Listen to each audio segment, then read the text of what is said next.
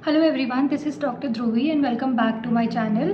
तो अभी इस वीडियो में हम डिस्कस करेंगे कि अगर आपको प्रेगनेंसी के दौरान अगर ब्लीडिंग होती है, पीवी ब्लीडिंग होती है, तो उसके रीजंस क्या हो सकते हैं और उसको हम लोग कैसे आगे उसका ध्यान रखें। तो अगर आपने मेरा ये वीडियो नहीं देखा है कि पीवी ब्लीडिंग के रीजंस क्या होते हैं तो आप ये वीडियो देख सकते हैं।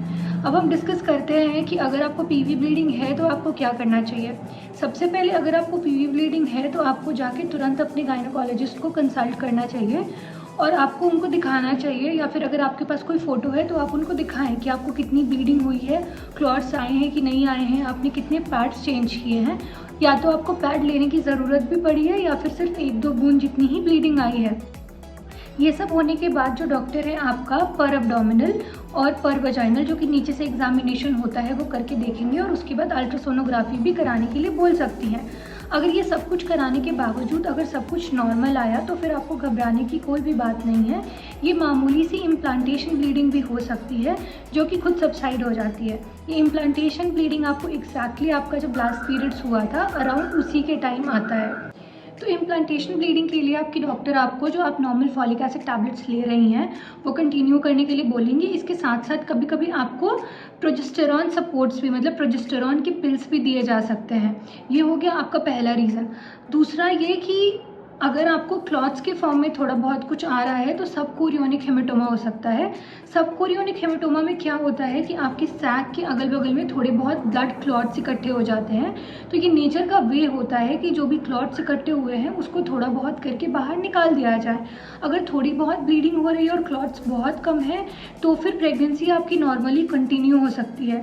बहुत ही रेयर केसेस में ऐसा होता है कि ब्लीडिंग बहुत ज़्यादा बढ़ जाती है और आपका सब कोरियोनिक हेमेटोमा भी बढ़ सकता है, जिसकी वजह से आपका मिसकैरेज हो सकता है, जो कि बहुत ही रेयर कंडीशंस में देखा जाता है। तो ये हुआ आपका दूसरा सब कोरियोनिक हेमेटोमा वाला रीज़न।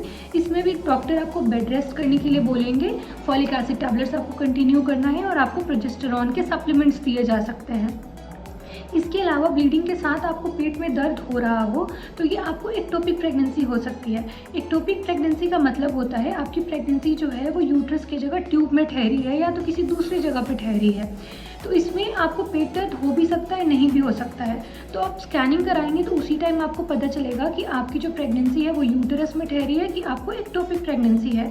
इसमें मैनेजमेंट दो तरह का होता है। अगर आपका अभी प्रेगनेंसी इनिशियल स्टेजेस में है और आपका ट्यूब्स रप्चर नहीं हुआ है तो डॉक्टर्स आपको मेडिसिन से मैनेज कर सकती है। पर अगर बड़ा हो चुका है, आपका वो प्रेगनेंसी थोड़ा आगे बढ़ चुका है या ट्यूब्स रप्चर हो चुका है, आपको ब्लीडिंग हो रही है इंटरनली भी, तो उस टर्म्स में आपका ऑपरेशन किया जाता है। वो लैप्रोस्कोपिकली या तो पेट ओपन करके, जिसको हम लोग लेप्रोटमी बोलते हैं, उसके थ्रू किया जाएगा और ये बहुत ही ज़्यादा इमरजेंसी कंडीशन होती है। तो अगर आप प्रेग्नेंट हैं, आपको ब्लीडिंग हो रही है, साथ में अगर आपको एब्डोमिनल पेन भी बहुत ज़्यादा हो रहा है तो आप तुरंत अपने डॉक्टर को कंसल्ट करें, इसको इग्नोर ना करें।